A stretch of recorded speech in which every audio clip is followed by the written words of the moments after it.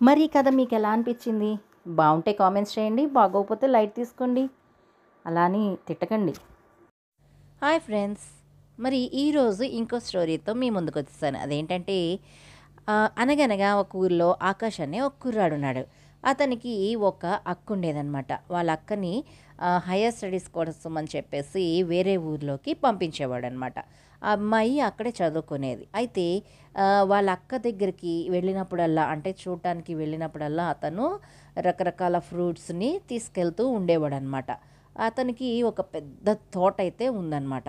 అయితే ఓ రోజు ఆ అమ్మాయి వాళ్ళ ఫ్రెండ్స్, అంటే ఆ అమ్మాయి చదువుకునే హాస్టల్లో ఉన్న ఫ్రెండ్స్ అందరూ వచ్చి, అన్నయ్య అన్నయ్య ఎవ్వరు కూడా నేను ఎప్పుడు చూడనటువంటి ఫ్రూట్స్ నువ్వు తీసుకొస్తూ ఉంటావు, అసలు ఇన్ని ఫ్రూట్స్ నువ్వు ఎలా తీసుకొస్తున్నావు, మీకు అంత పెద్ద తోట ఉందా అని చెప్పేసి ఒకరోజు వాళ్ళంతా కూర్చొని అడిగారనమాట. అడిగేసరికి అప్పుడు అతను అసలు జరిగిన కథ ఏంటి, ఆ గార్డెన్ వెనకాల ఉన్నటువంటి విశేషాలు ఏంటి అనేది చెప్పుకొచ్చాడనమాట. అప్పుడు ఏమని చెప్పాడంటే, అవునమ్మా, మాకు చాలా పెద్ద తోట ఉంది, అందులో రకరకాల మొక్కలు, దేశ విదేశాల్లో ఎక్కడ లేని మొక్కల్ని నేను పెంచడం స్టార్ట్ చేశాను. అది ఎప్పటి నుంచి అంటే నా చిన్నప్పటి నుంచి. ఎందుకంటే మా బామ్మ, మా నాయనమ్మ మా నాయనమ్మకి తోటలన్నా, చెట్లన్నా, పువ్వులన్నా ఆవిడ ప్రకృతితో ఎక్కువ ఇంటరాక్ట్ అవ్వడానికి ఇష్టపడుతూ ఉండేది. అందుకని చెప్పేసి మా బామ్మ ప్రోద్బలం మీద, ఆవిడ ఫోర్స్ మీద నేను ఈ పని చేయాల్సి వచ్చింది. అంటే తోటల్ని పెంచడం అనేది స్టార్ట్ చేశాను. యాక్చువల్గా అయితే నాకు ఫస్ట్లో ఈ మొక్కలన్నా ఇవన్నా కూడా నాకు అసలు ఇష్టమే ఉండేది కాదు. కానీ మా నానమ్మ వలన నేను ఇప్పుడు ఈ పని చేస్తున్నాను. కానీ ఈ పనిలో నాకు ఎంత ఆనందం అయితే ఉందో ఇప్పుడు నేనైతే చెప్పలేను. అంత ఫోర్స్ చేసింది మా బామ్మ అని చెప్పి నేను చాలా ఏళ్ళు తిట్టుకున్నాను. కానీ ఇప్పుడు ఆ బామ్మనే నేను మెచ్చుకుంటున్నాను, పొగుడుతున్నాను.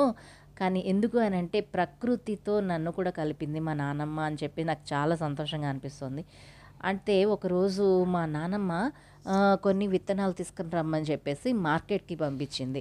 అయితే ఆ టైంలో ఆమె చెప్పినటువంటి విత్తనాలు అక్కడ దొరకలేదు. వేరే రకాల విత్తనాలు అయితే తీసుకొచ్చాను. తీసుకొచ్చేసరికి ఆమె ఏం చేసింది, ఆమె చేత్తో నాటితే అదొక పెద్ద తోటలాగా, పెద్ద పెద్ద చెట్లులాగా రావడం, దానికి కాయలు నిండుగా రావడము అని చెప్పేసి మా ఇంట్లో ఒక నమ్మకం ఉండేది. మా నాన్నమ్మ ఏ విత్తనం నాటినా అది పుష్టిగా ఉంటుందని, చక్కగా బలంగా పెరుగుతుందని, మంచి మంచి కాయలు ఇస్తుందని, ఏ లోటు ఉండదని చెప్పేసి అనేవాళ్ళు.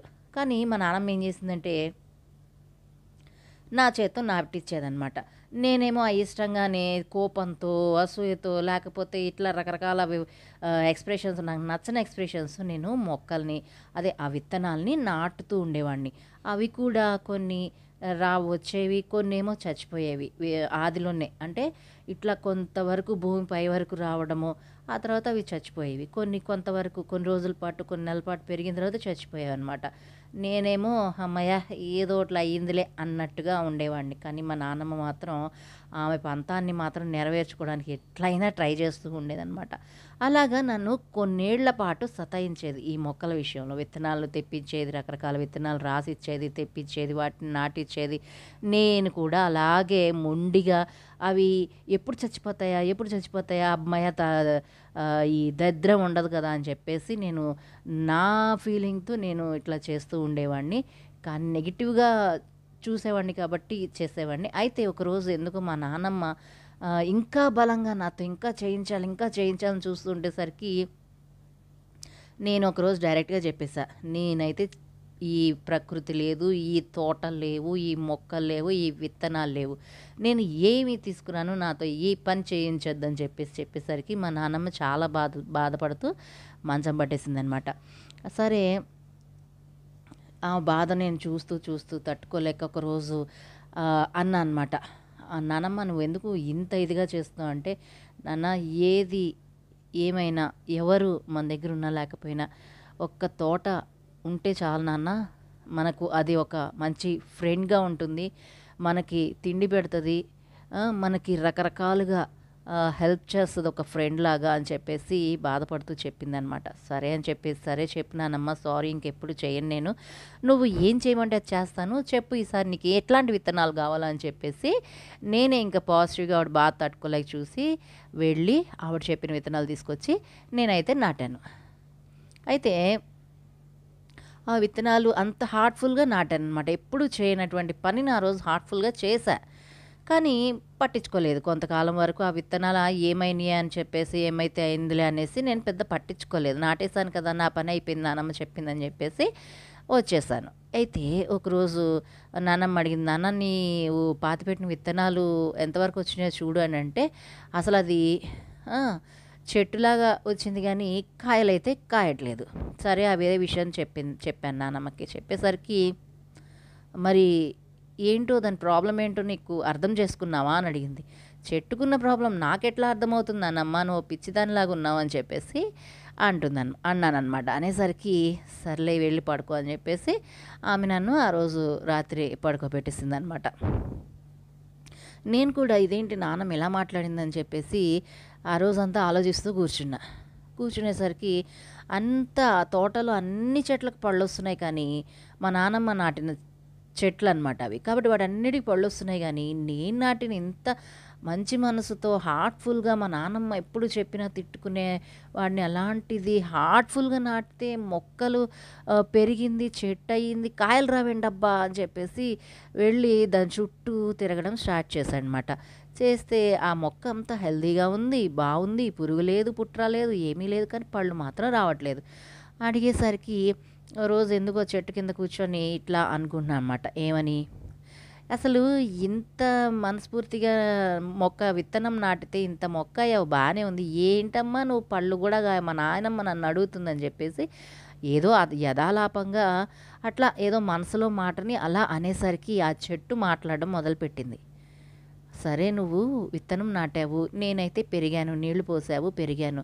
మరి నాతో ఎప్పుడైనా నువ్వు నాతో ఫ్రెండ్‌షిప్ చేశావా అని అడిగింది. నీతో నేను ఫ్రెండ్‌షిప్ చేసేదేంటి అని చెప్పేసి చెట్టు అడిగిందనమాట రివర్స్‌లో.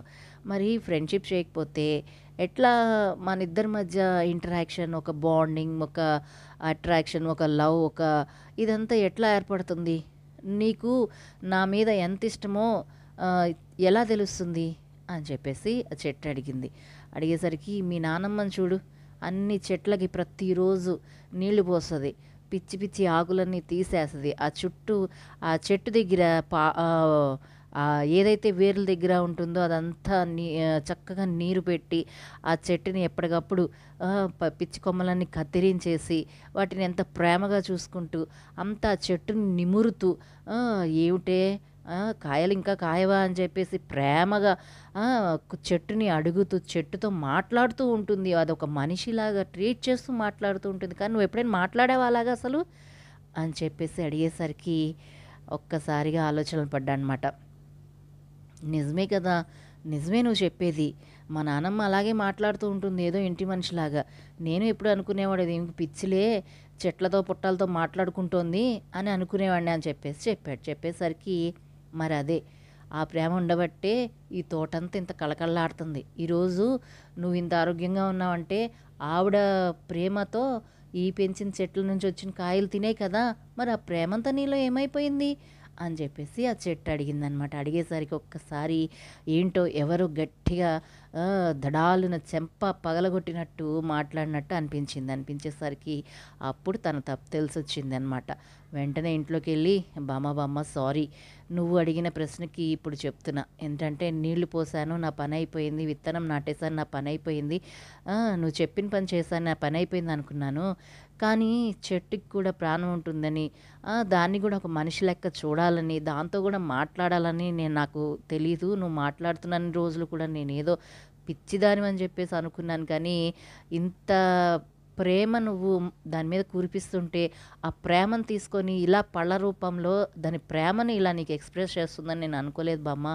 సారీ బామ్మ, నాకు అర్థమైంది ఇప్పుడు అని చెప్పేసి చెప్పాడనమాట. అలాగా నేను ఆ రోజు మొదలు పెట్టినటువంటి ప్రకృతితో నా ప్రేమ ప్రయాణం అనేది ఇలా కంటిన్యూ అవుతూ వచ్చింది. అందుకే చెట్లు ఎప్పుడూ కూడా నేను పెంచిన నా చెట్లు ఎప్పుడూ కూడా నా ప్రేమను తీసుకొని అది ఏ కాలంలో అయినా నాకు పళ్ళు ఇస్తుంది, పూలు ఇస్తాయి. మరి అది నాకు చెట్టు నేర్పిన పాఠం అమ్మ అని చెప్పేసరికి వాళ్ళ అక్క వాళ్ళ ఫ్రెండ్స్ అందరూ కూడా క్లాప్స్ కొడతారన్నమాట. అది కథ.